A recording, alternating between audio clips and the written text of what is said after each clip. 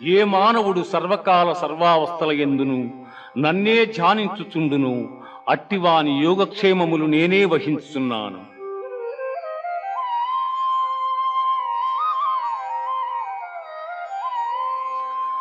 పత్రం పుష్పం ఫలం తోయం యో మే భక్త్యా ప్రయచ్చతి తదహం భక్త్యుపహృతం అస్నామి ప్రియతాత్మనః.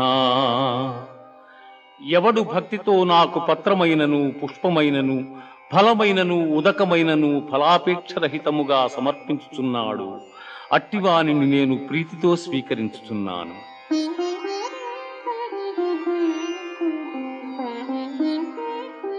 మన్మనా భవ మద్భక్తో మజ్యాజీ మాం నమస్కురు మామే